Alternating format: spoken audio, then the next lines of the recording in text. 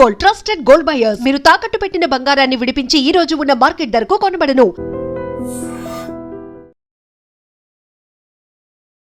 ఎవ్వరు నాకు తోడు ఉండని ఉండకపోని నా పట్టుదల నాది. ఎండ్ ఆఫ్ ద డే కావాల్సిన ఒకటే అంబిషన్, ఇండిపెండెన్స్, ఆజాదీ. నేతాజీ బతుకుంటే, ఆయన భారత ప్రధానమంత్రి ఉంటే India would have been a different place. ఎందుకంటే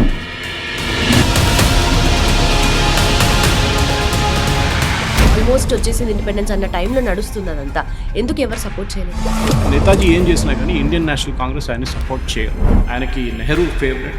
నేతాజీ వస్తే ఆయనకు థ్రెట్ లాగా ఉంటుందని చాలా క్లియర్గా తెలిసిపోయింది. పట్టాభి సీతారామయ్య ఓడించడం. నేతాజీ అనే టైటిల్ వచ్చింది ఆయన జర్మనీ చేరుకున్న తర్వాత. నేతాజీ సుభాష్ చంద్రబోస్ని నేతాజీగా పేరు మారిపోయింది. ఒక ఆనరిఫిక్ టైటిల్. జాపనీస్ కూడా బ్రిటిష్ వాళ్ళు నచ్చదు. So they had common enemies. ఇంగ్లీష్లో సుభాష్ చంద్రబోస్ యూజ్ చేసిన టర్మ్ కూడా అదే. Your enemy is my friend. Sir, India నుండి బయటకు వెళ్ళడానికి ఆఫ్ కోర్స్ బ్రిటిష్ రిలేటెడ్ వాళ్ళు స్పైస్ ఉంటారు కాబట్టి ఆ వేషాలు అవన్నీ వేసుకున్నారు. వెళ్ళిన తర్వాత కూడా ఎందుకు కంటిన్యూ చేశారు? This is a question, very interesting question. ఈ క్వశ్చన్ నేతాజీని అడిగారు. ఆయన యూరోప్ చేరుకున్న తర్వాత బ్రిటిష్ స్పెషల్ ఎలీట్ ఫోర్సెస్కి ఒక ఆర్డర్ ఇచ్చారు బ్రిటిష్ గవర్నమెంట్. నేతాజీ సుభాష్ చంద్రబోస్ ఎక్కడ కనిపిస్తే కాల్చి చంపేశారు. సుభాష్ని జర్మన్ సబ్మరీన్ నుంచి జాపనీస్ సబ్మరీన్కి ట్రాన్స్ఫర్ చేస్తారు. చెప్పడానికి చాలా ఈజీ. హై సీస్, వేవ్స్ అయితే 30 ఫీట్ల వేవ్స్ ఉంటుంది. సుభాష్ చంద్రబోస్ ఒక అనౌన్స్మెంట్ చేస్తారు which catches everybody by surprise. అందరు స్టన్ అయిపోతారు, ఈవెన్ టోజో కూడా. 1943 ఇప్పుడు అక్టోబర్ అయింది చూడండి. నేను 1943 డిసెంబర్ 30th లోపల ఇండియా లోపల నా కాలు పెడతాను, ఇండిపెండెంట్ ఇండియాలో. Everybody surprised. హలో సార్, నమస్తే. నమస్తే. Sir, we're celebrating Netaji Subhash Chandra Bose. అయితే ప్రతి స్టేజ్లో, ప్రతి ఫేజ్లో, ఎవ్రీ పాయింట్ ఆఫ్ టైంలో ఎవ్వరు నాకు తోడు ఉండని ఉండకపోని నా పట్టుదల నాది. ఎండ్ ఆఫ్ ద డే కావాల్సిన ఒకటే అంబిషన్, ఇండిపెండెన్స్, ఆజాదీ. సో దానికోసం ప్రతి చోట ఫైట్ చేస్తూ వచ్చారు. అండ్ హౌస్ అరెస్ట్ తర్వాత డిఫరెంట్ నేషన్స్కి వెళ్ళారు, అక్కడ లీడర్స్ని కలిశారు. దెన్ వాళ్ళ దగ్గర నుండి, అంటే ఎక్స్టర్నల్లీ మనం ట్రై చేద్దాము, వాళ్ళ దగ్గర నుండి మనము బ్రిటిష్ని ఎక్కువ ఇన్ఫ్లుయెన్స్ చేయడానికి ట్రై చేసి వాళ్ళ దగ్గర నుండి మనము ఆ భయం అనేది ఎదుర్కొంటే వాళ్ళు మనల్ని వదిలేసి వెళ్ళిపోతారు అని చెప్పేసి చాలా ట్రై చేశారు. సో హౌస్ అరెస్ట్ తర్వాత అసలు ఇండియా నుండి ఎలా ఎస్కేప్ అయ్యారు అండ్ ఫస్ట్ వెళ్ళిన ప్లేస్ ఏంటి? నేతాజీ గారు ఈ ఎస్కేప్ ప్లాన్ చేసినది ఎప్పుడు 1939లో ప్లాన్ చేశారు. Somewhere in October, November. మనం అనుకుంటాం ఆయన ఎస్కేప్ కన్నా కొంచెం నెలల ముందు, ఒక వారాల ముందు స్టార్ట్ చేసి ఉంటారు. కాదు, ఈ plan it well in advance. అది ఆయన ఒక క్యారెక్టర్.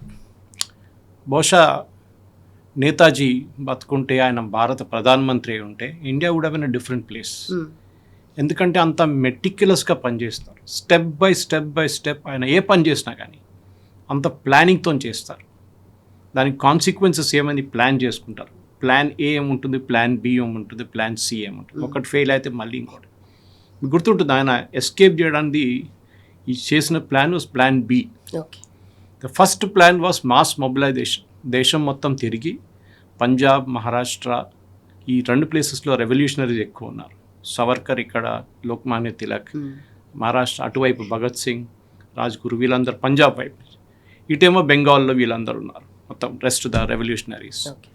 కానీ అది ఫెయిల్ అయ్యారు. ఆయన దేశం మొత్తం తిరిగినా కానీ ఆ ఒక న్యాచురల్ అప్రైజింగ్ జరగలేదు.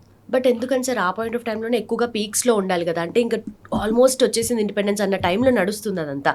ఎందుకు ఎవరు సపోర్ట్ చేయలేదంటారు? అంటే అక్కడే డివిజన్ ఉండే కదా. ఇండియన్ నేషనల్ కాంగ్రెస్ నేతాజీతో స్ప్లిట్ అయ్యారు. నేతాజీ సపరేట్ పార్టీ పెట్టుకున్నారు, ఫార్వర్డ్ బ్లాక్. సో నేతాజీ ఏం చేసినా కానీ ఇండియన్ నేషనల్ కాంగ్రెస్ ఆయన్ని సపోర్ట్ చేయరు. అది చాలా clear. And Gandhiji was dead against Netaji. ఆయనకి నెహ్రూ ఫేవరెట్. నేతాజీ వస్తే ఆయనకు ఒక థ్రెట్ లాగా ఉంటుందని చాలా క్లియర్గా తెలిసిపోయింది. పట్టాభి సీతారామయ్యను ఓడించిన మనిషి నేతాజీ. సో అంత పాపులారిటీ ఉంది పార్టీలోనే. కానీ ఇక్కడ ఉండిపోతే పెద్ద ప్రాబ్లం అని చెప్పి గాంధీ కూడా కంప్లీట్గా నెగ్లెక్ట్ చేయడం మొదలుపెట్టారు. తర్వాత నేతాజీ డిసైడ్ చేసుకున్నారు, నేను ఇక్కడి నుంచి ఇంకో దేశానికి వెళ్ళి వాళ్ళ సహాయం తీసుకొని బ్రిటిష్ వాళ్ళతో పోరాటం చేయాలి. ఆ టైంలో 2-3 దేశాలే దీనికి పాసిబిలిటీస్ ఉన్నాయి. ఒకటి సోవియట్ యూనియన్. సోవియట్ యూనియన్ ఒక anti imperialist government, revolutionary government, communist. రెండోది జర్మనీ, దెన్ అండర్ హిట్లర్. మూడోదేమో Japan under prime minister Tojo. వీళ్ళు ముగ్గురు దగ్గర వెళ్తే నాకు ఏదైనా సహాయం వస్తుంది, దాంతో బ్రిటిష్ వాళ్ళ మీద పోరాటం చేయొచ్చు అని ఒక ప్లాన్ వేసుకున్నారు. ఓకే. అని ప్లాన్ టెస్ట్ కూడా చేశారు చాలా మటుకు. ఎట్లా చేరుకోవాలి రష్యాకి, ఎట్లా చేరుకోవాలి జపాన్కి, ఎట్లా చేరుకోవాలి జర్మనీకి. దీనికి 3 రూట్లు. ఒకటి China you can go, Japan వెళ్ళాలంటే త్రూ సౌత్ ఈస్ట్ ఏషియా వెళ్ళాల్సి వస్తుంది, ఇటువైపు ఏమో జర్మనీ వెళ్ళాలంటే సోవియట్ యూనియన్ వెళ్ళి అక్కడి నుంచి బెర్లిన్కి వెళ్ళాల్సి వస్తుంది.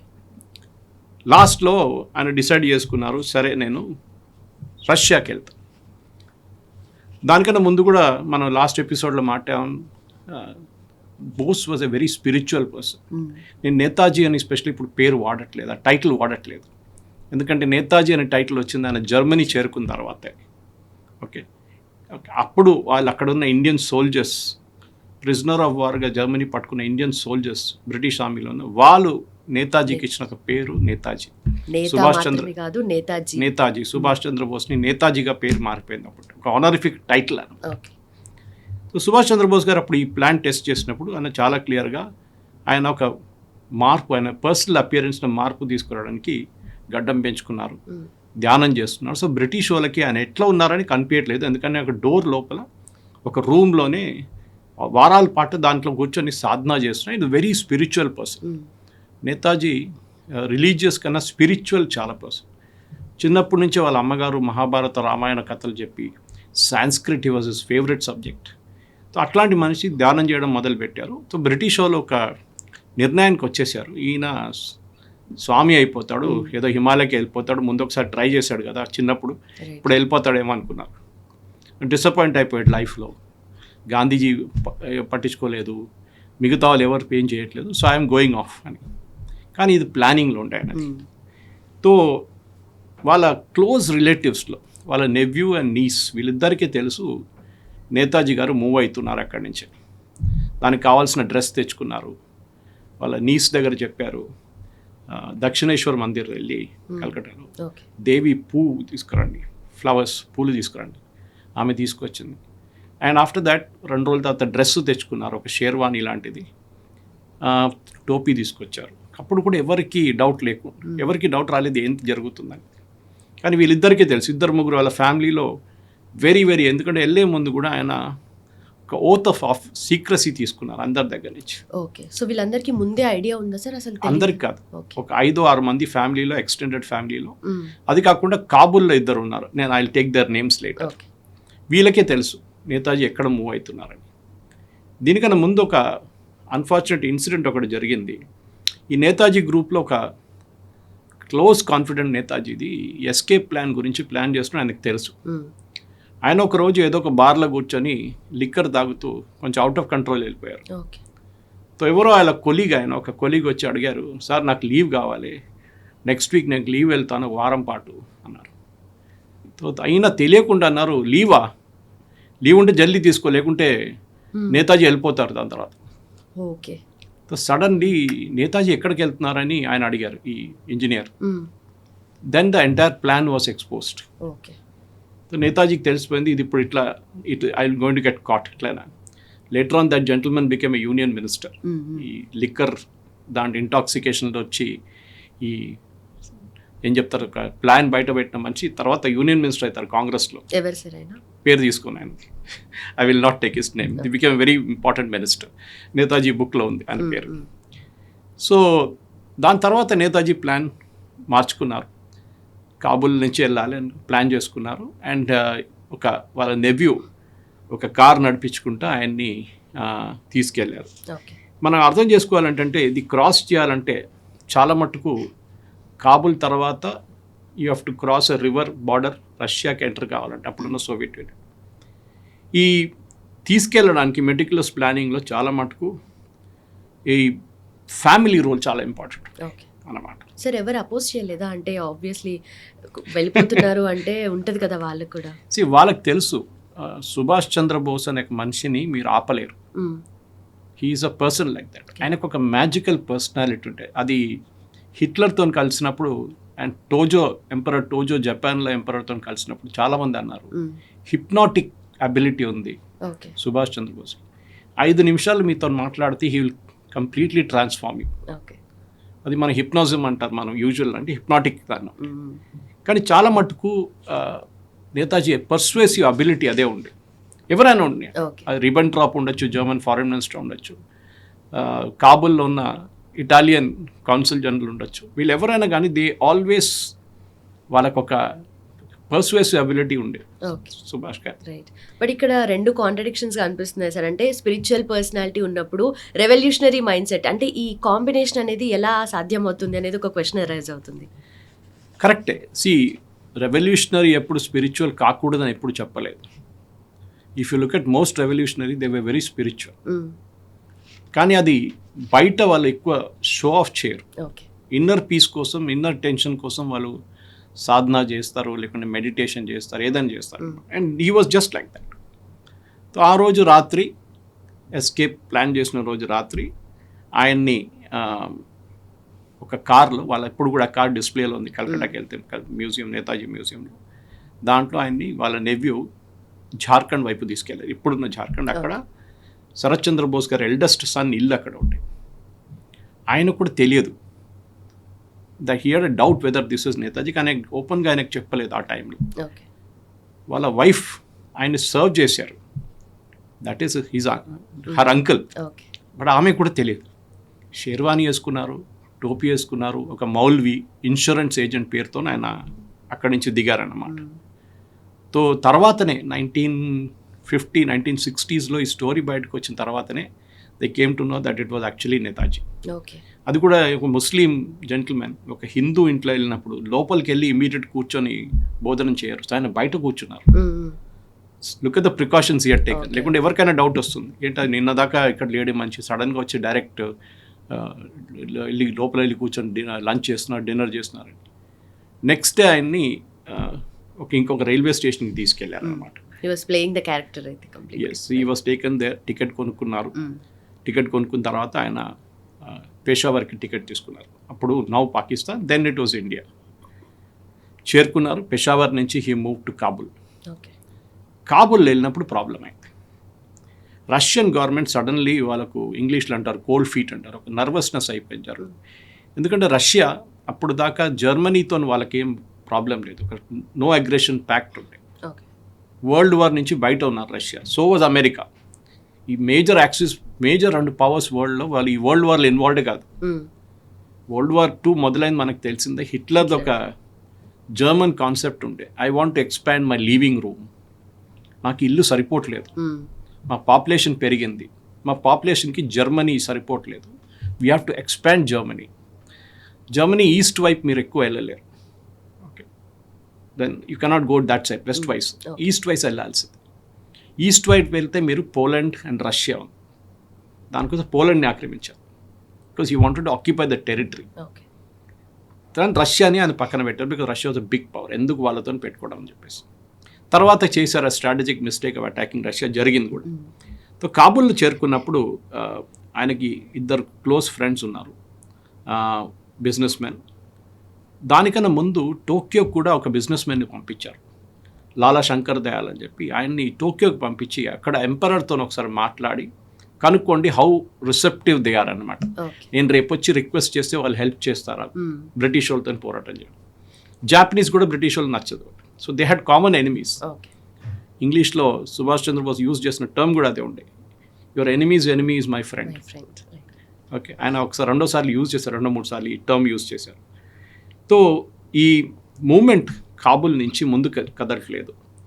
సో అక్కడ ఒక ఇటాలియన్ ఎంబసీ ఆఫీషియల్ ఉంది, గవర్నో ఏంజల్.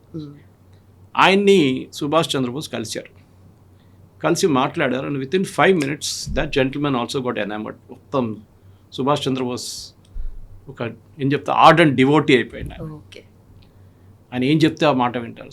సో ఆయన ఆ రోజు రాత్రి ఒక కేబుల్ పంపించారు, టెలిగ్రామ్ పంపించారు వాళ్ళ ఇటాలియన్ గవర్నమెంట్, ముస్సోలిని అప్పుడు డిక్టేటర్. ఆయనకు టెలిగ్రామ్ పంపించారు, ఇట్లా దిస్ జెంటిల్మెన్ ఇస్ హియర్.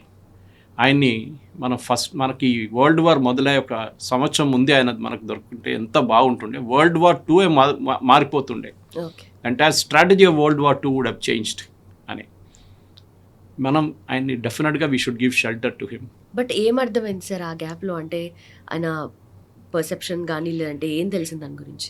నేతాజీకి ఒక క్లారిటీ ఉండే, మనం ఇది చేద్దాం ఇది చేద్దాం ఇది చేద్దాం అన్నీ చేద్దాం అని కాదు. He had a very clear plan. Okay, Britain was his enemy number 1. Okay, వీళ్ళని భారతదేశాన్ని తరిమి కొట్టాలి. గాంధీజీ ఏం చేస్తారో చేయనియండి, నేను మిలిటరీ యాక్షన్ తీసుకుంటాను. నా దగ్గర ఆర్మీ లేదు ఇప్పుడు, నా దగ్గర ఉన్నది జర్మన్ ఫోర్సెస్ ఒకటి, ఇటువైపు జాపనీస్ ఫోర్సెస్, అటువైపు సోవియట్స్కి ఇంట్రెస్ట్ లేదు. సోవియట్స్కి ఇంట్రెస్ట్ ఉన్న ఒకటే ఏరియా ఉండే ఆఫ్ఘనిస్తాన్. తర్వాత ఆలోచించండి, ఎన్నో సంవత్సరాల తర్వాత ఆఫ్టర్ 100 odd years ఆఫ్ఘనిస్తాన్ని మళ్ళీ సోవియట్స్ కాన్కర్ చేశారు. దాని తర్వాత జరిగింది అల్ఖైదా, ఐసిస్ అంతా జరుగుతుంది మనకు తెలుసు. సో ఇదొక మేజర్ పాయింట్ ఆఫ్ వ్యూ ఉండే అన్నమాట. సుభాష్ చంద్రబోస్కి మెయిన్ హోప్ ఉండేది జర్మనీ మీద ఉండే, దట్ హిట్లర్ డెఫినెట్గా హెల్ప్ చేస్తారు, హిట్లర్ వచ్చి వాళ్ళ ఆర్మీని పంపిస్తారో లేకుంటే వాళ్ళు ఇండియాకి సపోర్ట్ చేస్తారో, ఇండియాని రికగ్నైజ్ చేస్తారో, ఏదైనా ఒకటి ఇండియన్ ఈ రెవల్యూషనరీ మూమెంట్ని రికగ్నైజ్ చేస్తారు అని చెప్పేసి. సో ఈ మూమెంట్ కాబుల్ నుంచి ముందుకెళ్ళడానికి ఇటాలియన్స్ హెల్ప్ చేశారు. దాని తర్వాత ఆయన మాస్కో చేరుకున్నారు. సోవియట్స్ ఆయన్ని అడ్డుకోలేదు, even though he was not given permission to enter Soviet Union first ప్లేస్లో. కానీ ఒకసారి ఇటాలియన్స్ చెప్పిన తర్వాత సోవియట్ సైడ్ ఓకే ఫైన్, ఆయన వచ్చి ఇక్కడి నుంచి వెళ్ళిపోతారు. వచ్చి అక్కడి నుంచి హీ గోస్ టు బర్లిన్ అనమాట. సో అక్కడ ఉన్నప్పుడు ఈ బిజినెస్ మ్యాన్ ఇద్దరు, ఒకరు ఉత్తమ్ చంద్ మల్హోత్రా అని ఒకరు ఉన్నారు, he was there, then Bhagat he was there, another 2 gentlemen was there అనమాట. వీళ్ళిద్దరూ చాలా మటుకు హెల్ప్ చేశారు, కానీ వాళ్ళకు కూడా తెలియదు దట్ దిస్ ఇస్ నేతాజీ. ఎవరో వస్తున్నారు, ఎవరో వెళ్తున్నారు, మీరు చూసుకోండి అని చెప్పి కాబుల్లో చెప్పారు వాళ్ళకంతే. సార్, ఇండియా నుండి బయటకు వెళ్ళడానికి ఆఫ్ కోర్స్ బ్రిటిష్ రిలేటెడ్ వాళ్ళు స్పైస్ ఉంటారు కాబట్టి ఆ వేషాలు అవన్నీ వేసుకున్నారు. వెళ్ళిన తర్వాత కూడా ఎందుకు కంటిన్యూ చేశారు? This is a question, very interesting question. ఈ క్వశ్చన్ నేతాజీని అడిగారు. ఆయన యూరోప్ చేరుకున్న తర్వాత ఆయన దగ్గర ఈ క్వశ్చన్ అడిగారు, మీరు ఎట్లా వచ్చారు ఇక్కడికి, మిమ్మల్ని ఎవరెవరు సహాయం చేశారు? Netaji use to always smile. Okay, ఆయన తర్వాత రీజన్ చెప్పారు, నేను మీకు ఇప్పుడు చెప్పేస్తే ఒకటి నన్ను హెల్ప్ చేసిన వాళ్ళు ప్రాబ్లంలు అయిపోతారు, రెండవది నాకు రేపు మళ్ళీ ఇండియా తిరిగి వెళ్ళాలంటే ఇదే రూట్ తీసుకోవాల్సి వస్తుందేమో. Okay, so now I cannot take the, ఒకసారి మీకు చెప్పిన తర్వాత దెన్ ఆ రూట్ క్లోజ్ అయిపోతుంది నాకు. ఇన్ఫ్యాక్ట్ నేతాజీ డిసపియర్ అయిన తర్వాత బ్రిటిష్ స్పెషల్ ఎలీట్ ఫోర్సెస్కి ఒక ఆర్డర్ ఇచ్చారు బ్రిటిష్ గవర్నమెంట్, నేతాజీ సుభాష్ చంద్రబోస్ ఎక్కడ కనిపిస్తే కాల్చి చంపేసేయండి, kill. The kill order was given. భారతదేశంలో ఏ పొలిటికల్ లీడర్కి ఆ టైంలో ఎవరి మీద కూడా ఇట్లాంటి ఆర్డర్ లేకుండే, నార్ గాంధీజీ, నార్ నెహ్రూ, నార్ సర్దార్ పటేల్, నార్ మౌలానా అబ్దుల్ కలాం ఆజాద్, ఎవరి మీద ఇంక్లూడింగ్ సవర్కర్ మీద కూడా ఈ ఆర్డర్లు ఇవ్వలేదు. సవర్కర్ని చాలా టార్చర్ చేశారు బ్రిటిష్. కానీ తర్వాత ఆయన హౌస్ అరెస్ట్ పెట్టినప్పుడు బ్రిటిష్ వెరీ కంఫర్టబుల్, ఆయన రత్నగిరిలో హౌస్ అరెస్ట్లో ఉన్నారు, బయటికి రావడానికి. కానీ సుభాష్ చంద్రబోస్ ఎక్కడ వెళ్ళాడో తెలియదు. టోక్యో నుంచి వెళ్ళారా, చైనా నుంచి వెళ్ళారా, సోవియట్ నుంచి యూనియన్ నుంచి వెళ్ళారా, వాళ్ళకి తెలియదు. కానీ ఎక్కడ కనిపించినా కానీ బ్రిటిష్ ఇంటెలిజెన్స్ వాళ్ళు యూరోప్లో he should be killed immediately, అంత భయం ఉండే బ్రిటిష్ వాళ్ళకి సుభాష్ చంద్రబోస్ అంటే. But at the cost of, ఇప్పుడు సుభాష్ చంద్రబోస్ని అలా షూట్ అట్ సైడ్ చేసినా కూడా ఇక్కడ పొలిటికల్ అన్రెస్ట్ కానీ లేదంటే ఇండియాలో కానీ ఎలాంటి అల్లర్లు జరగవు అని అనుకున్నారా వాళ్ళు? ఎందుకంటే ఈయనకు ఆల్రెడీ అపోజిషన్ కూడా చాలా ఎక్కువ ఉంది కదా ఇండియాలో. ఉంది, కానీ సుభాష్ చంద్రబోస్ ప్లాన్ ఏముండే అంటే hit where the British hurts అన్నమాట. బ్రిటిష్ వాళ్ళని వాళ్ళ ఏరియాలు వెళ్ళి వాళ్ళని కొట్టాలి. ఆ టైంలో బ్రిటిష్ వాళ్ళు నాట్ జస్ట్ ఇండియా, మొత్తం సౌత్ ఈస్ట్ ఏషియా వాళ్ళ చేతిలో ఉండే, రైట్ ఫ్రమ్ సింగపూర్, మలేషియా, అటు మలయా, దెన్ సుమాత్రా, ఇటువైపు ఇండోనేషియా, సిలోన్, బర్మా, ఇదంతా బ్రిటిష్ హైరార్కీలో ఉండే అనమాట. సో ఐడియా వాజ్ అటువైపు నుంచి కూడా కొట్టచ్చు, ఇటువైపు నుంచి కూడా కొట్టచ్చు British. So he was a very methodical thinker అన్నమాట. సో ఈ రూట్ తీసుకున్న తర్వాత ఆయన అక్కడ చేరుకున్నారు, బర్లిన్ చేరుకున్న తర్వాత ఆయన జర్మన్ లోవర్ అఫీషియల్ ఒకరిని కలిశారు, ఫారిన్ మినిస్ట్రీలో lower level mid level officer. ఆయన కూడా ఫస్ట్ నేను టైం లేదు అది ఇది అని చెప్పారు. తర్వాత కలిసిన తర్వాత he was very impressed.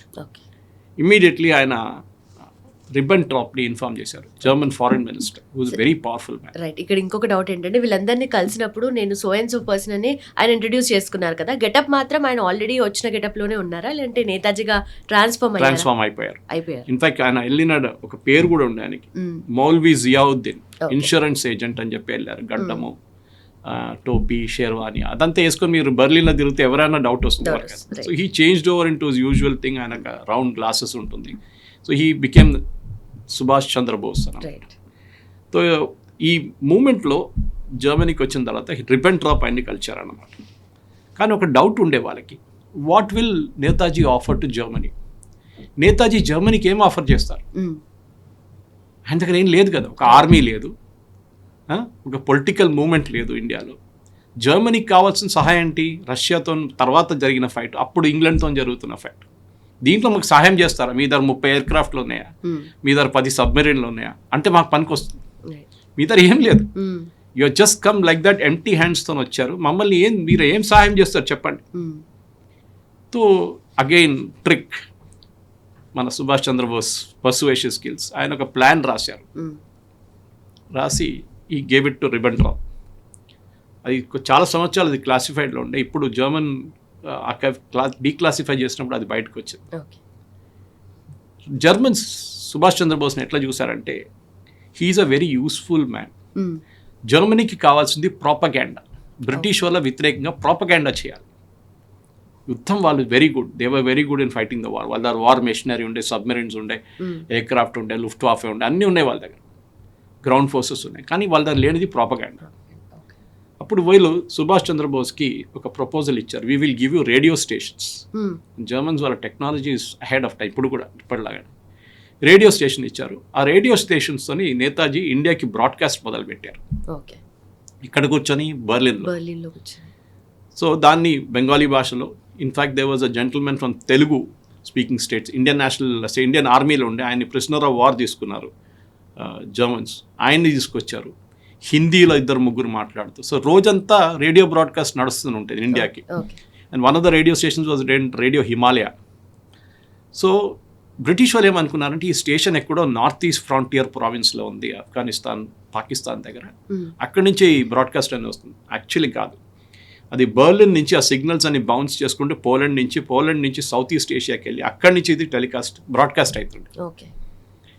So వింటుండే Indians చాలామంది, ఎందుకంటే షార్ట్ వేవ్ రేడియో ఆన్ చేసి దాంట్లో దేవర్ రేడియో ఉండే కదా, ఆ టైంలో టీవీ లేదు, ఏం లేదు. So it became a very powerful tool అన్నమాట. కానీ సుభాష్ చంద్రబోస్ కొంచెం అన్కంఫర్టబుల్ అయిపోయారు కొన్ని రోజులు, ఎందుకంటే 1-2 సంవత్సరాల తర్వాత ఎక్కడ మూవ్ కావట్లేదు. ఆయన లాజిక్ ఏముండే అంటే, జపాన్, ఇటలీ అండ్ జర్మనీ కలిసి ఇండియన్ రెవల్యూషనరీస్ని రికగ్నైజ్ చేయడం, వీళ్ళు చేస్తున్న ఫైట్ని మేము రికగ్నైజ్ చేస్తాం, వీళ్ళ ఫ్రీడమ్ మూవ్మెంట్ని మేము సహాయం చేస్తామని వీళ్ళు ఒక వాగ్దానం ఇవ్వాలి. అది ఇవ్వలేదు. హిట్లర్ ఏమో పోస్ట్పోన్ చేసుకుంటూ పోతున్నారు. ఆయన దాంట్లో బిజీ ఉన్నారు యుద్ధంలో. అప్పుడే సోవియట్ యూనియన్ అటాక్ చేశారు. ఆ టైంలో రిబెంట్రాప్కి చెప్పారు చాలా క్లియర్గా సుభాష్. తర్వాత హిట్లర్ కూడా చెప్పారు, you made a big mistake, మీరు సోవియట్ యూనియన్ అటాక్ చేశారు. ఎందుకంటే heart and heart Subhash was the leftist. Culturally కాకుండా socially was the leftist. So ఆయనకు ఒక కోపం ఉండే రష్యా మీద దాడి చేసినప్పుడు జర్మనీ. అది కరెక్ట్ అయిన తర్వాత కూడా that entire mistake, second world war Hitler Germany ఓడిపోవడానికి కారణం వాజ్ రష్యన్ అటాక్. ఓకే, అది పెద్ద స్టోరీ ఇంకోటి. బట్ తర్వాత ఫైనలీ హిట్లర్ కలవడానికి అగ్రీ చేస్తారు. రిబెంట్రాప్ చాలా పర్సువేట్ చేసి, మీరు ఒకసారి కలవండి అని, 1/2 hour టైం ఇవ్వండి అంటారు. 1.5 hour మాట్లాడతారు హిట్లర్. కలిసి అడుగుతారు, నువ్వు ఏం ప్లాన్ అంటే, ఒక ఇంటర్ప్రెటర్ ఉంటారు నడిమిట్లో జర్మన్లో, ఈ వాజ్ ట్రాన్స్లేటింగ్. సో నేతాజీ చెప్తారు, ఇది నా ప్లాన్ ఉంది, ఇది చేయబోతున్నాం, ఇండియన్ లీజన్ ఇక్కడ ఉన్న సోల్జర్స్ని తీసుకున్నాం, we're going to attack Britain, అది ఇదని చెప్పేసి. సో హిట్లర్ అంటారు, ఎక్కడో ఉంది ఇండియా, మేము ఇక్కడ ఉన్నాం యూరోప్లో, మీరు గ్రౌండ్ ఫోర్సెస్ ఎట్లా మూవ్ చేస్తారు? ఆల్రెడీ ఒక వార్ నడుస్తుంది ఇక్కడ, మాకు ఫుల్ టైం దీంట్లో ఇన్వాల్వ్ అయిపోయాము. బ్రిటిష్ని అటాక్ చేయడం కానీ, మిగతా వాళ్ళని అటాక్ చేయడం కానీ, ఫ్రాన్స్ మీద దాడి చేయడం కానీ, రష్యా మీద నడుస్తుంది, మాకు రిసోర్సెస్ చాలా స్ప్రెడ్ అయిపోయింది. మిమ్మల్ని ఏం సహాయం చేస్తాం మేము ఈ టైంలో? మీరు ఆగి ఉండండి, వెయిట్ చేయండి, ఈ వార్ కొంచెం మేము గెలిచిన తర్వాత then we will go for India. కానీ Subhash was not ready for that. కానీ హామీ ఇచ్చారు ఆయన? ఇచ్చారు, చాలా మటుకు ఇచ్చారు. ఎందుకంటే 1930s కదా కలిసింది, ఇది ఫస్ట్ టైం కలిచారు, ఫస్ట్ టైం ముస్సోలినీని కలిచారు, దాని తర్వాత హిట్లర్ని ఇప్పుడే కలిచారు, దానికి ముందు కలవలేదు. సో ఈ పొజిషన్కి వచ్చి హిట్లర్ చెప్పారు, no we cannot do anything, మీరు వెయిట్ చేయండి అని చెప్పి. And Bose is a very restless person, ఆయనకి టైం వేస్ట్ చేయడం అంటే చాలా కోపం. ఆయన డిసైడ్ చేసుకున్నారు ఏం చేయాలి ఇప్పుడు, జర్మనీ రెడీగా లేరు సపోర్ట్ చేయడానికి. అదే టైంలో న్యూస్ ఏమొచ్చిందంటే 1941లో జాపనీస్ పర్ల్ హార్బర్ అటాక్ చేశారు యూఎస్లో. అప్పుడు దాకా యూఎస్ కూడా యుద్ధం నుంచి బయటకు ఉండేది. సడన్లీ పర్ల్ హార్బర్ మీద అటాక్ చేశారు. మనకు తెలిసింది that was a very big attack by Japanese kamikaze planes. ఆ అటాక్లో యూఎస్ కూడా సెకండ్ వరల్డ్ వార్లో డ్రాయిన్ అయిపోయారు, వాళ్ళు కూడా వచ్చేసారు సెకండ్ వరల్డ్. జాపనీస్ అప్పటి నుంచి స్ట్రెంగ్త్ గెయిన్ చేయడం మొదలుపెట్టారు. వాళ్ళ టార్గెట్ ఏముందంటే బ్రిటిష్ ఆర్మీ సౌత్ ఈస్ట్ ఏషియాలో ఉంది, నేను చెప్పాను చూడు, సింగపూర్ నుంచి బ్యాంకాక్ అంటే థాయిలాండ్ నుంచి బర్మా దాకా ఎంటైర్ దాన్ని బ్రిటిష్ వాళ్ళని అక్కడి నుంచి కొట్టి పంపించడం అని చెప్పేసి. So Japanese started attacking. And అప్పుడు ఒక డిసిషన్ తీసుకున్నారు హిట్లర్ దట్ సుభాష్ చంద్రబోస్ని సౌత్ ఈస్ట్ ఏషియాకి మూవ్ చేయాలి. జాగ్రఫికలీ దగ్గర కదా, ఎక్కడో ఉన్న జర్మనీ, ఇది పక్కన ఉంది. ఓకే, సింగపూర్ తర్వాత బ్యాంకాక్ తర్వాత సుమాత్రా దెన్ ఇండోనేషియా, అట్లనే డైరెక్ట్ బర్మా తర్వాత ఇండియా.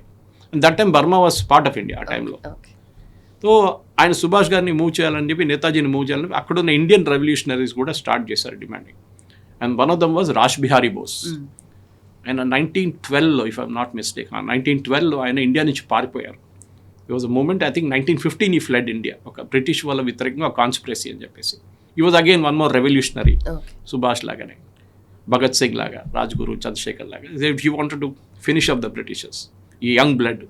ఇన్ఫ్యాక్ట్ మీ కల్కటాకి వెళ్తే very famous road call Raj Bihari avenue అని. సో ఫస్ట్ సుభాష్ గారిని ఎట్లా పంపించాలి, నేతాజీని ఎట్లా పంపించాలంటే హిట్లర్ వాళ్ళ జర్మన్ టీం డిసైడ్ చేశారు, ఇటాలియన్స్ చెప్పారు మేము ఒక ప్లేన్ ఇస్తాం, ప్లేన్లో వెళ్ళండి ఇక్కడి నుంచి. కానీ immediately Hitler team shorted down saying ఈ బ్రిటిష్ ఎయిర్ ఫోర్స్ చాలా పవర్ఫుల్గా ఉన్నారు ఈ టైంలో, ఏ ప్లేన్ అయినా జర్మనీ నుంచి ఇటలీ నుంచి టేక్ ఆఫ్ చేసి వాళ్ళు షూట్ డౌన్ చేసేస్తారు దాన్ని, అక్కడే మీ స్టోరీ అయిపోతుంది, మీరు చాలా వాల్యూబుల్ అసెట్. తర్వాత మాట్లాడి జపాన్ దగ్గర చెప్పారు, మీరు పని చేయండి, మీరు సబ్మెరీన్ ఇక్కడ పంపించండి, ఓకే, జర్మనీకి పంపిస్తే మేము ఆయన్ని ఇక్కడి నుంచి పంపిస్తాం మీకు. అది కూడా వీటో చేశారు, ఎందుకంటే ఆ టైంలో ఒక సబ్మెరీన్ జర్నీ వాజ్ 100 రోజులు, మీరు 100 రోజులు తట్టుకోలేరు. And that time was the time since Subhash married. Okay, అదొక సీక్రెట్ మ్యారేజ్ ఉండే. అండ్ దాని తర్వాత యాక్చువల్లీ ఆ అమ్మాయి ఆ సుభాష్ తర్వాత ఫస్ట్ కలిసింది వియన్నాలో, ఆయన ట్రీట్మెంట్కి వెళ్ళినప్పుడు, మీకు గుర్తుంటుంది 1930sలో ఆస్ట్రియా వెళ్ళినప్పుడు, వియన్నా వెళ్ళినప్పుడు అక్కడ కలిశారు. And later on that he came to Germany and they got married. And దాని తర్వాత ఒక అమ్మాయి కూడా పుట్టింది, Anita Pfaff. Now she's in Germany, she's Subhash only daughter. And ఆమె చాలా 2-3 వీక్స్ ఉండే కదా జపాన్కి బయలుదేరినప్పుడు. సో సబ్మెరీన్లో ఫస్ట్ డిసైడ్ చేశారు half way, Japanese half way వస్తారు, వీళ్ళు కూడా హాఫ్ వే వెళ్తారు, మెడగాస్కర్ ఆఫ్రికాలో at the bottom of Africa, అక్కడ వీళ్ళిద్దరు కలుస్తారు. సుభాష్ని జర్మన్ సబ్మెరీన్ నుంచి జాపనీస్ సబ్మెరీన్కి ట్రాన్స్ఫర్ చేస్తారు. చెప్పడానికి చాలా ఈజీ, హై సీస్ వేవ్స్ అయితే 30 ఫీట్ల వేవ్స్ ఉంటుంది, దాంట్లో ఒక రబ్బర్ డింగీలో కూర్చోబెట్టి ఈ సబ్మెరీన్ నుంచి ఆ సబ్మెరీన్కి ట్రాన్స్ఫర్ చేయడం చాలా risky. And shark infested zone, మీరు ఆ నీళ్ళలో పడితే అంతే సంగతి, మళ్ళీ మీ హిస్టరీ జాగ్రఫీ అంతా అక్కడే అయిపోతుంది. Anyway made it and finally Sumatra చేరుకున్నారు. సుమాత్రా నుంచి Bose move to Tokyo. Okay, ఆ టైంలో మనం రాజ్ బిహారీ బోస్ ఇండియన్ ఇండిపెండెన్స్ ఒక లీగ్ అని చెప్పి ఫౌండ్ చేశారు ఆయన, మనం చెప్పాను చూడండి. దాని later it became Indian National Army. So Subhash Chandra Bose Indian National Army form చేశారు, ఒక wrong connotation. Actually it is Raj Bihari Bose. In fact 1933లో సింగపూర్లో రాజ్ బిహారీ బోస్ హ్యాండ్ ఓవర్ చేశారు, సేయింగ్ దట్ నాకు ఇంకా హెల్త్ పర్మిట్ చేయట్లేదు and let Subhash take over from here అని చెప్పి సింగపూర్లో ఒక అఫీషియల్ ఫంక్షన్లో పబ్లిక్ల ముందు ఇండియన్స్ ఎక్స్పాట్రియేట్స్ ముందు హ్యాండ్ ఓవర్ చేశారు ఐఎన్ఏ క్రెడెన్షియల్స్ అంతా. సో అప్పుడు ఐఎన్ఏ ఫామ్ చేసినప్పుడు ఐ థింక్ రాజ్ బిహారీ బోస్తో కెప్టెన్ మోహన్ సింగ్ కూడా ఉండే, he was very famous man. And 1943లో ఈ చెప్పినట్ల ఈ ఇన్సిడెంట్ జరిగింది, ఈ హ్యాండ్ ఓవర్ కూడా జరిగింది. బోస్ దాని తర్వాత టోక్యోకి ట్రావెల్ చేశాను చెప్పండి, అక్కడ ఎంపరర్ని కలవాలని డిసైడ్ చేశారు. తర్వాత ప్రైమ్ మినిస్టర్ని కలవదాం అనుకున్నారు. బ్రిటిష్ ఆర్మీ వాళ్ళ ఫస్ట్ టార్గెట్ జాపనీస్ కూడా. ఆ టైంలో Singapore was captured by the British. And సింగపూర్లో ఈ ట్రాన్స్ఫర్ జరిగింది 1933లో ఐఎన్ఏ. సో సుభాష్ తెలిసిపోయింది నాకు జాపనీస్ చాలా పవర్ఫుల్ ఉన్నారు, వీళ్ళ సపోర్ట్ తీసుకుందాం, జర్మన్స్ లాగా కాదు వీళ్ళు, దగ్గర ఉన్నారు, మనకు జాగ్రఫికలీ ఈజీగా ఇండియా రీచ్ అయిపోవచ్చు because Japanese are moving very fast. Sumatra దాకా చేరుకున్నారు అప్పుడు దాకా. అక్కడక్కడ బ్రిటిష్ గవర్నమెంట్స్ అన్నీ పడిపోతున్నాయి, ఒకటి తర్వాత ఒకటి పారిపోతున్నారు బ్రిటిష్ ఇండియా వైపు, బర్మా వైపు పారిపోయి అక్కడి నుంచి ఇండియాకి వెళ్ళిపోతున్నారు. సో ఐఎన్ఏ ఏం చేశారంటే వాళ్ళు డిసైడ్ చేసుకున్నారు వీళ్ళతో కలిసి we will work with the Japanese government.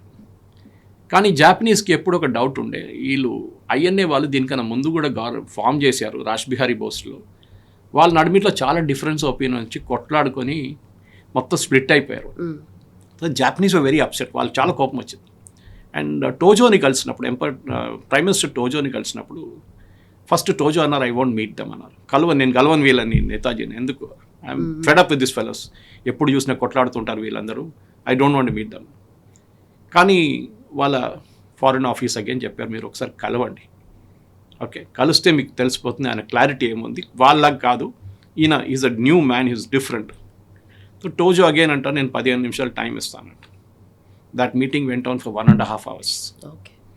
Tojo was totally convinced this man is somebody else. మీకు ఏం కావాలని అడిగారు. నేతాజీ చెప్పారు ఈక్వల్ రెస్పెక్ట్, మేము మీ సబ్సిడరీగా పనిచేయాలి. అప్పుడు దాకా INA was a subsidiary of Japanese army, అంటే జాపనీస్ ఆర్మీ కింద పనిచేస్తారు command. Okay captain Mohan Singh వీళ్ళందరూ ఉన్నారు, కానీ సెల్యూట్ కొడుతున్నప్పుడు ఇండియన్ సోల్జర్ ఫస్ట్ సెల్యూట్ కొట్టాలి, అప్పుడు జాపనీస్ వాళ్ళు సెల్యూట్ కొడతారు. When you are equal rank both will salute at the same time, మీరు అబ్జర్వ్ చేయండి. సో ఈ ఇన్సిస్టెడ్ దట్ మేము ఒకటే దాంట్లో పనిచేస్తాం. అండ్ ఇండియన్ ఇండిపెండెన్స్కి మీరు నో సెల్ఫిష్ మోటివ్, రేపు ఇండియా తీసుకున్న తర్వాత మాకు హాఫ్ ఇండియా ఇచ్చేసి అని చెప్పి we will not agree to. రెండవది ఎక్కడెక్కడ మీరు ఇండియన్ ల్యాండ్ మీరు క్యాప్చర్ చేశారో అదంతా మాకు అప్పగించేసారు, అంటే బర్మా అండ్ తర్వాత అండమాన్స్. అప్పుడు దాకా జాపనీస్ రెండు కూడా క్యాప్చర్ చేసుకున్నారు. నేతాజీ దాని తర్వాత టోజో వాజ్ సో ఇంప్రెస్డ్, ఆయన 2 రోజుల తర్వాత నేతాజీని మళ్ళీ పిలిపించారు, చెప్పండి మీ ప్లాన్ ఏంటి, గివ్ మీ అ డీటెయిల్ ప్లాన్. అప్పుడు దాకా డీటెయిల్ ప్లాన్ తయారు చేసుకున్నారు. టోజో ఆయన ఫారెన్ మినిస్టర్, వాళ్ళ అన్ని important ministers, defence chief, air force, navy అందరినీ పిలిపించుకున్నారు. విట్ వాజ్ నెవర్ హ్యాపెన్ అంట హిస్టరీ, ఎందుకంటే వరల్డ్ వార్ నడుస్తుంది ఆ టైంలో. ఇంత ఇంపార్టెంట్ దాంట్లో ఇంత టెన్షన్ టైంలో ఆయన మొత్తం మీటింగ్ పెట్టి ఫుల్ సపోర్ట్ ఫర్ ఐఎన్ఏ. మీరు చెప్పండి ఎక్కడ ఏం చేయాలో, we will work with you, me commanders మా కమాండర్స్తో పనిచేస్తారు ఆన్ ఈక్వల్ ర్యాంక్. బట్ వాళ్ళ మెయిన్ మోటివ్ ఏముంది, ఎందుకంటే వాళ్ళకే దే వర్ ఆల్సో స్ట్రగ్లింగ్ కదా ఆ టైంలో. వాళ్ళకి ఏంటంటే బ్రిటిష్ వాళ్ళని ఓడించడం. అక్కడ they had a common enemy. Netaji had a common enemy, Japanese కూడా కామన్ ఎనిమీ ఉండే. బ్రిటిష్ వాళ్ళకి తీసి మొత్తం ఏషియా మేము ఆక్యుపై చేస్తే సౌత్ ఈస్ట్ ఏషియా మా చేతిలో ఉంటుంది, and India is the biggest prize. కానీ ఇండియాలో మేము గెలిచిన తర్వాత సుభాష్కి హ్యాండ్ ఓవర్ చేసేస్తాం, he will form the government. So దీని తర్వాత మనం చూసాం ఈ మూమెంట్లో వీళ్ళు స్టెప్ బై స్టెప్ వెళ్ళి బర్మా దాకా వెళ్తారంట. సో అందరు వెళ్ళిన తర్వాత బర్మాలో అక్కడ ఒక ప్రాబ్లం వస్తుంది వీళ్ళకి. దానికన్నా ముందు మనం తెలిసి ఐఎన్ఏకి ఒక ప్రాబ్లం ఉండే, ఒకటి వాళ్ళ దగ్గర ఎక్కువ మంది లేరు, they had shortage of army people. So Subhash Chandra Bose ఈ టేక్ ఓవర్ చేసిన తర్వాత 33లో he negotiated with the soldiers. అంటే Indian army men British army కోసం పోరాటం చేశారు. సింగపూర్ క్యాప్చర్ చేసినప్పుడు, మలేషియా క్యాప్చర్ చేసినప్పుడు, సుమాత్రా క్యాప్చర్, వీళ్ళని ప్రిజనర్స్ ఆఫ్ వార్గా తీసుకున్నారు జాపనీస్. వీళ్ళు పారిపోయారు, బ్రిటిష్ వాళ్ళు పారిపోయారు. వీళ్ళు అదే అంటున్నారు ఇండియన్ సోల్జర్స్, మా సాయిబులందరూ పారిపోయారు, మేమే ఉండిపోయాం ఇక్కడ, మేమేం చేయాలి. అప్పుడు నేతాజీ టోల్డ్ దెమ్, బాస్ మీరు మా ఇండియన్ నేషనల్ ఆర్మీలో జాయిన్ కావండి. కొంచెం కన్విన్సింగ్ టైం పట్టింది, ఎందుకంటే they are used to working under British. So agree చేశారన్నమాట. సో వాళ్ళు అందరూ దే ఫార్మ్ ద న్యూక్లియస్. అప్పుడు దాకా 2 డివిజన్స్ ఉండే, తర్వాత 3వ డివిజన్ 4వ డివిజన్ ఫామ్ చేశారు. సో వీళ్ళు స్లోగా మూవ్ చేయడం మొదలుపెట్టారు. బర్మా క్యాప్చర్ చేశారు. బర్మా తర్వాత అండమాన్స్. అప్పుడు అక్కడ టర్మ్ ఉండే ఎవాక్యూీ ప్రాపర్టీ అని చెప్పేసి, ఎవరెవరు పారిపోయారు, మన భారతదేశంలో కూడా పాకిస్తాన్కి పారిపోయిన వాళ్ళ ప్రాపర్టీ ఎవాక్యూీ ప్రాపర్టీ అంటారు. ఓకే, అదొకటి ఉంటుంది. సో అండమాన్ జాపనీస్కి చాలా స్ట్రాంగ్ స్ట్రాటజిక్ పాయింట్ ఉండే, నేవల్ పాయింట్ ఆఫ్ వ్యూ. ఇప్పటిలాగానే మన గ్రేట్ నికోబార్ ప్రాజెక్ట్ కడుతున్నాం చూడండి. దే రియలైజ్ అండమాన్లో కూర్చుంటే మొత్తం ఇండియన్ ఓషన్ కవర్ చేయొచ్చు, సుమత్రా నుంచి అటువైపు వెస్ట్ ఏషియా దగ్గర. అండ్ ఏ బ్రిటిష్ షిప్ కానీ అటు నుంచి వెళ్తే మనం దాన్ని కొట్టచ్చు అని జాపనీస్. సో జాపనీస్ అన్నారు అండమెన్స్ మా దగ్గర ఉంటుంది కమాండ్ వైజ్. ఓకే, ఎందుకంటే వీళ్ళ దగ్గర ఫోర్సెస్ లేదు, పోలీస్ లేదు, ఆర్మీ లేదు, ఏం లేదు ఆ టైంలో ఐఎన్ఏ దగ్గర అక్కడ వెళ్ళడానికి. సో మేము చూసుకుంటే కానీ అడ్మినిస్ట్రేషన్ మీకు అప్పగించేస్తాం. సో 4th జూలై ఇది హ్యాండ్ ఓవర్ చేసిన తర్వాత రేష్ బిహారీ బోస్ ఫస్ట్ టైం భారతదేశానికి ఒక ల్యాండ్ మాస్ దొరుకుతుంది అన్నమాట. సో 21st అక్టోబర్ తర్వాత 1943 మీటింగ్ జరిగి ఆజాద్ హింద్ ఫౌజ్ మేదర్ మీటింగ్లో సుభాష్ చంద్రబోస్ ఒక అనౌన్స్మెంట్ చేస్తారు which catches everybody were surprise. అందరు స్టన్ అయిపోతారు, ఈవెన్ టోజో కూడా. 1943 ఇప్పుడు అక్టోబర్ అయింది చూడండి, నేను 1943 డిసెంబర్ 30th లోపల ఇండియా లోపల నా కాలు పెడతాను, ఇండిపెండెంట్ ఇండియా లోపల. Okay, everybody surprised. ఉన్నది 2 నెలలే, ఈ 2 నెలల్లో మీరు ఏం క్యాప్చర్ చేస్తారు? ఈ సెడ్ వెయిట్. అండ్ అండమెన్స్ చేరుకుంటారు. అండ్ అండమెన్స్లో 30th of December 1943 he raises, later on he moves in. Before 30th December 1943కి he raises the tricolour. Okay, so మన దగ్గర నెహ్రూ గారు 1947లో 15th Augustకి పతాకం, actual Indian independence happened on 30th of December 1943. Flag hoisting చేశారు, but British rule ఇంకా ఉంది కదా సార్? ఎక్కడ లేదు, అండమాన్స్ లేదు. Okay, Andamans was totally under Japanese. So it was part of India. Part of India వాళ్ళు అప్పగించేసారు as per the agreement with Tojo.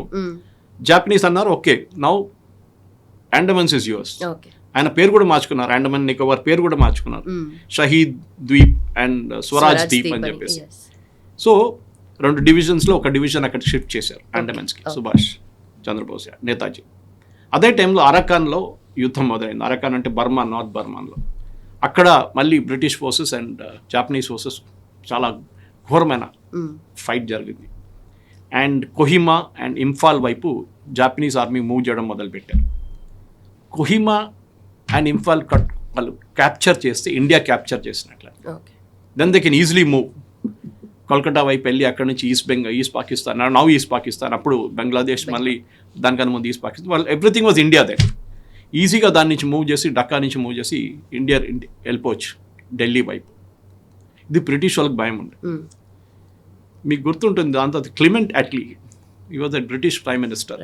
మన ఇండిపెండెన్స్ సంతకం పెట్టింది ఆయన, that we should give independence to India అని చెప్పి.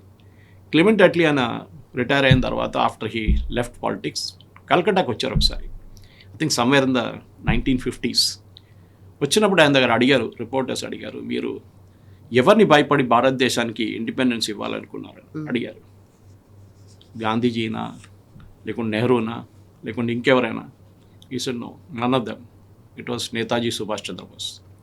మాకు భయం ఉండే that he can create havoc in the Indian army. ఎందుకంటే ఆయన ఇండియన్ ఆర్మీ సోల్జర్స్ని పర్సువేట్ చేశారు సౌత్ ఈస్ట్ ఏషియాలో ఐఎన్ఏ జాయిన్ చేయమని. ఇక్కడ కూడా ఆయన చేయొచ్చు. ఇండియాలో మా దగ్గర ఉన్న బ్రిటిష్ ఆర్మీలో ఉన్న ఇండియన్ ఆర్మీ వాళ్ళని డిఫెక్ట్ చేయడానికి చేస్తే మా కమాండర్స్ని చంపేస్తారు, లేకుంటే ఏదైనా కావచ్చు ఇండియాలో. That is why we decide to give India the freedom. మేము చూసాం అండమాన్స్ ఏం చేశారని చెప్పేసి. బట్ ఏం ఇన్ఫ్లుయెన్స్ చేస్తారు అసలు, ఏం చెప్పి కన్విన్స్ చేస్తారు? ఎందుకంటే ఒక రిలీజన్ కాదు, different religions, different cultures, different kinds of mind set కదా, అందరినీ ఎలా ఒక తాటిపైకి తీసుకు? అది మనం, మీరు కలవలేదు, నేను కలవలేదు, కానీ కలిసిన వాళ్ళు రాసిన పుస్తకాలు. ఫర్ ఎగ్జాంపుల్ హిట్లర్ని కలిసినప్పుడు హిట్లర్ ఒక లాంగ్ లెక్చర్లో వెళ్ళిపోతారు. చెప్పాను చూడు, 1.5 hours మాట్లాడతారు, దాంట్లో ఒక ½ an hour లెక్చర్ ఇస్తారు. హిట్లర్ మాట్లాడేటప్పుడు ఎవరు మాట్లాడకూడదు, ఓకే, భయం వాళ్ళకి. హిట్లర్ ఈజ్ ఎక్సెంట్రిక్ పర్సన్, చంపేస్తాడు అక్కడే. కానీ నేతాజీ ఇంటరప్ట్ చేస్తుండంట ఆయన. ఆయనకి చాలాసార్లు కోపం వచ్చింది నడిమిట్లో. సో ఇంటర్ప్రిటర్కి చెప్పాడంట, don't ask him not to interrupt me. కానీ నేతాజీ మళ్ళీ ఇంటరప్ట్ చేశారు ఆయన. ఓకే, లాస్ట్లో ఆయన పెద్ద లెక్చర్ ఇస్తే నేతాజీ మన ట్రాన్స్లేటర్కి చెప్పారంట, టెల్ యువర్ ఫ్యూరర్, నేను పాలిటిక్స్లో ఎప్పటి నుంచో ఉన్నాను, ఈయనకన్నా ఎక్కువ పాలిటిక్స్ నాకు తెలుసు, నాకు పొలిటికల్ లెక్చర్ ఇవ్వక్కర్లేదని చెప్పండి. ఏది హిట్లర్కి. ఆ ట్రాన్స్లేటర్ భయపడ్డారు, నేనైనా చెప్తే నన్ను చంపేస్తాడేమో అని చెప్పేసి హీ నెవర్ ట్రాన్స్లేటెడ్ ఇట్. తర్వాత that same translator wrote a book, దాంట్లో ఆయన ఈ ఇన్సిడెంట్ మెన్షన్ చేశారు. This man was so head strong, హిట్లర్ని రిప్లై చేస్తున్నారు, హిట్లర్ మొక్క మీద చెప్తున్నారు డైరెక్ట్లీ ఆన్ హిస్ ఫేస్. అది సింపుల్ గట్స్ కాదు. మీరు చిన్న మనుషులు వాళ్ళతో మాట్లాడితే ఇంకోటి, you're standing in Hitler's room and Hitler చెప్తున్నారు, నాకు లెక్చర్ ఇవ్వకండి మీరు, డోంట్ గివ్ మీ లెక్చర్, నాకు తెలుసు పాలిటిక్స్ గురించి అని చెప్పేసి. So that was the power of that man. నేను అదే చెప్తున్నాను. సో ఇమాజిన్ ఆయన మన దేశ ఫస్ట్ ప్రధానమంత్రి అవుతుంటే where would our nation have gone. Anyway దాని తర్వాత మనకు తెలిసిందే మేజర్ ప్రాబ్లం ఏమొచ్చిందంటే అరకాన్ రీజన్లో బర్మాలో వర్షం మొదలైనవి. అండ్ మా సైడ్లో మాన్సూన్ అంటే హారబుల్ ఉంటుంది. మొత్తం ల్యాండ్ స్లైడ్లు, ట్రక్కులు మూవ్ కాదు, మొత్తం మట్టి లోపల వెళ్ళిపోతుంది, మనుషులు నడవలేరు. So the entire Japanese army problem వచ్చేసింది స్ట్రాటజీ వైజ్. వాళ్ళకి సప్లైస్ రావట్లేదు అనుకని army moves on its stomach అంటారు. ఇప్పుడు వాళ్ళకి తిండి పెట్టాలి ఫస్ట్, వాళ్ళకి ఆయుధాలు పట్టాలి, వాళ్ళకి అమ్యునిషన్ పెట్టాలి, ఏం లేకుండా వీళ్ళ దగ్గర. ద ఎంటైర్ జాపనీస్ ఆర్మీకి సుమత్రా నుంచి ఏం రావట్లేదు ముందుకు, రంగూన్ నుంచి మూవ్ కావట్లేదు టువర్డ్స్ కొహిమా అండ్ ఇంఫాల్. దాని తర్వాత ఈ జాపనీస్ ఆర్మీ వాళ్ళ డిఫీట్ స్టార్ట్ అయింది అక్కడి నుంచి. ఆ వర్షం లేకుంటే కానీ అప్పుడు కూడా ఐఎన్ఏ సోల్జర్స్ ఎంటీ స్టమక్ మీద, తిండి లేదు, 4-5 రోజుల నుంచి తినకుండా వాళ్ళు they fought like hell. Battle of the tennis court అని చెప్పి మీకు కొహిమాలో will find this one north ఈస్ట్లో. ఓకే, చాలా this one it was a terrible battle. లాస్ట్లో బ్రిటిష్ వాళ్ళు సరెండర్ చేయడానికి రెడీ అయిపోయారు. బ్రిటిష్ డివిజన్ నార్త్ ఈస్ట్లో ఎస్పెషల్లీ కొహిమా అని ఇంఫాల్లో సరెండర్ చేయడానికి రెడీ అయిపోయారు. కానీ వీళ్ళకి తెలియదు అటువైపు ఏం నడుస్తుందని. అటువైపు తిండి లేదు వాళ్ళ దగ్గర, ఆయుధాలు లేవు, కానీ అప్పుడు కూడా లాస్ట్ అమ్యునిషన్ కూడా కొడుతున్నారు వాళ్ళు. అన్లక్కీలీ ఇండియా కోసం, భారతదేశం కోసం అండ్ ఈవెన్ ఫర్ నేతాజీ, దీని నుంచి 2 ఇండియన్ సోల్జర్స్ వాళ్ళకి ఆకలేసి బ్రిటిష్ వైపు వెళ్ళిపోయారు, అటువైపు ఇండియన్ వైపు వెళ్ళిపోయి అక్కడ చెప్పారంట మాకు తిండి పెట్టండి, మాకు ఆకలితో చస్తున్నాం. వాళ్ళందరూ ఆకలితో చస్తున్నారు అక్కడ. అప్పుడు వీళ్ళనంటే మేము సరెండర్ చేయడానికి రెడీ ఉన్నాం, మీరు సరెండర్ చేయకండి. అక్కడ వాళ్ళ దగ్గర ఏం లేదు, ఆయుధాలు లేవు, తిండి లేవు, ఏం లేవు. That is one the British decided okay ఇంకా. అండ్ బ్రిటిష్ వాళ్ళకి ఆ టైంలో ఎయిర్ సపోర్ట్ ఉండే, సో వాళ్ళకి ఫుడ్ కానీ అమ్యునిషన్ కానీ అన్నీ వస్తున్నాయి వాళ్ళకి. వీళ్ళకి ఏం లేదు ఇటువైపు. Then it was the Japanese withdraw చేయడం మొదలుపెట్టారు రంగూన్ వైపు. చాలామంది చనిపోయారు, 20 నుంచి 30 వేల మంది జాపనీస్ అండ్ ఇండియన్ నేషనల్ ఆర్మీలో ఉన్న కొంతమంది కూడా చనిపోయారు ఆ వెదర్లో. లాస్ట్లో నేతాజీ ఉన్నారు అక్కడ రంగూన్లో. ఈ సెట్ నేతాజీని చెప్పారంటే మీరు రిట్రీట్ చేయండి, మళ్ళీ బ్రిటిష్ వాళ్ళు వస్తున్నారు ఇటువైపు, మిమ్మల్ని క్యాప్చర్ చేస్తారు. నేతాజీ అన్నారంట till the last INA soldier and my Rani Jhansi రెజిమెంట్లో ఉన్న మా రాణీలు తిరిగి రాకుంటే I will not go from here.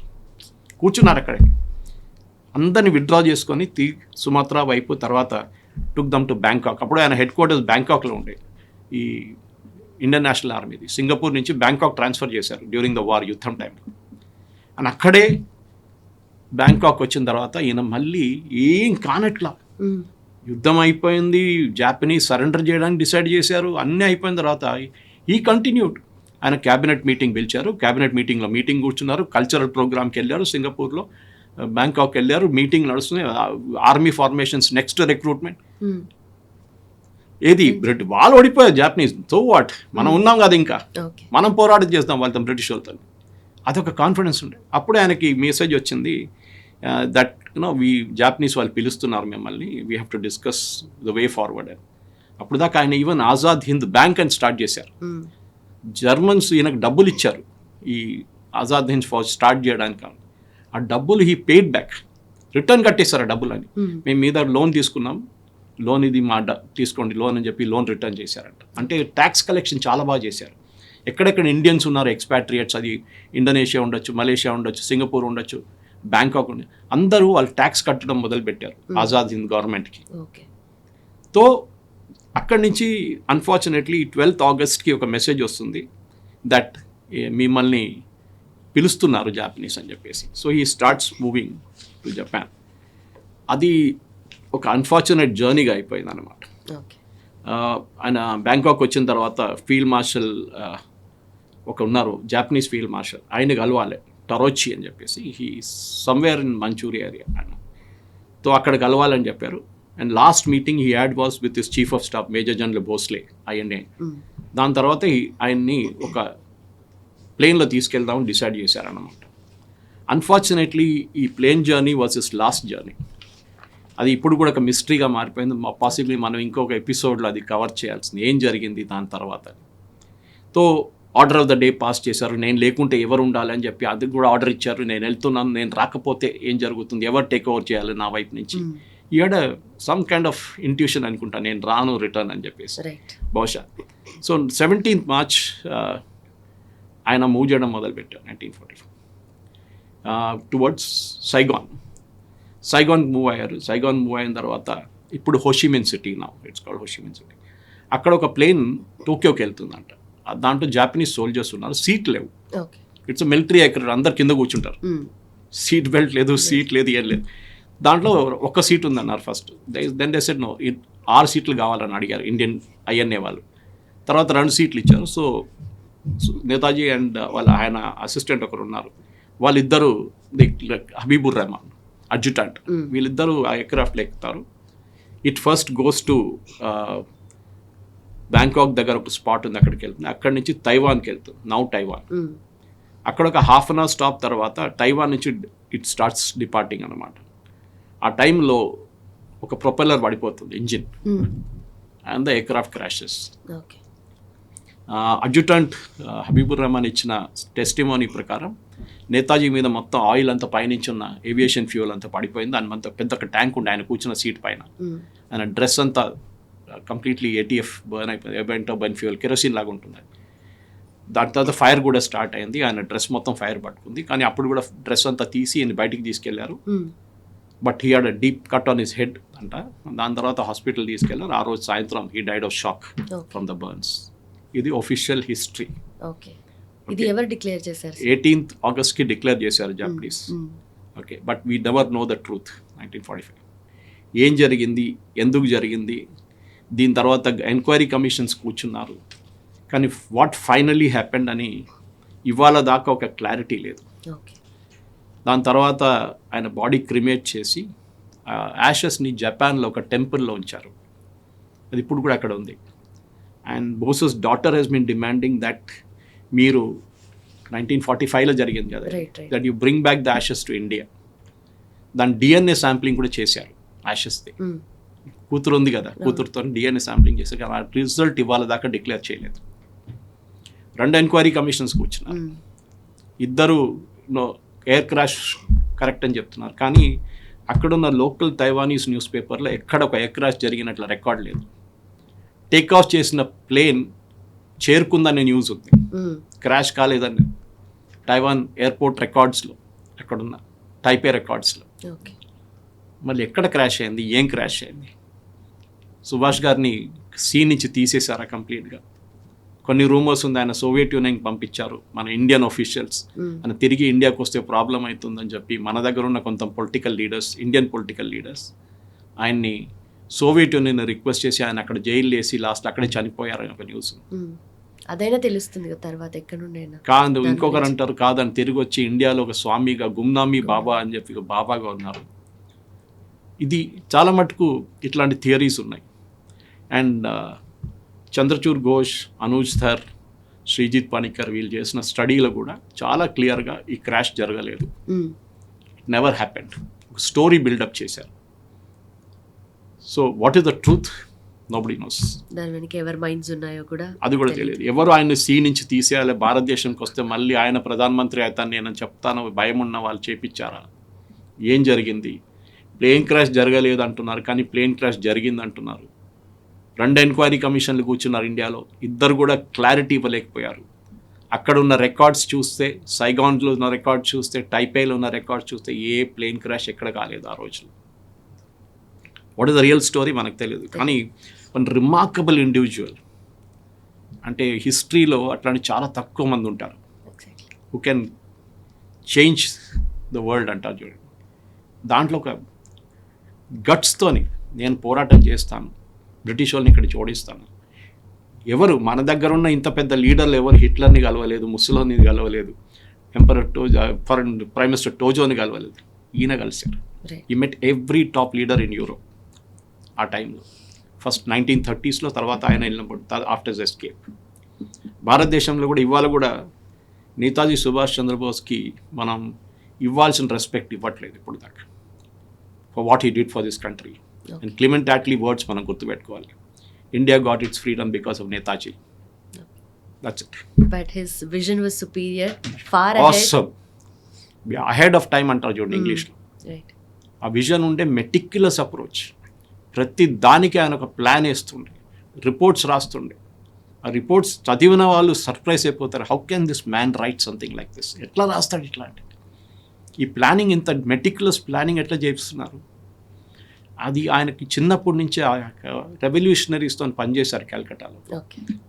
వాళ్ళ ఒక వే ఆఫ్ వర్కింగ్ అది ఉండే అనమాట. అక్కడి నుంచి నేర్చుకున్నారు ఆయన. And academically he was brilliant, మీకు తెలిసిందే. Spiritually define totally. సో అన్నీ కలిసి వచ్చిందనమాట qualities. Okay. And that made Netaji Subhash Chandra Bose. But his life is an epic and that's what. చాలా మటుకు. యా. అండ్ చనిపోయిన దాని గురించి అని, లేదంటే ఎక్కడ ఉన్నారా ఏంటి అనే దాని గురించి చాలా మిస్టరీస్ ఉన్నాయి, చాలా కాన్స్పిరసీ థియరీస్ ఉన్నాయి. అండ్ వీటికి క్వశ్చన్స్ అయితే డెఫినెట్లీ చాలా అరైజ్ అవుతున్నాయి. దాని గురించి క్లియర్గా మనం డిస్కస్ చేద్దాం. But as of now thank you so much sir. Thank you. It was a Thank very you. Deep conversation. Thank you very much.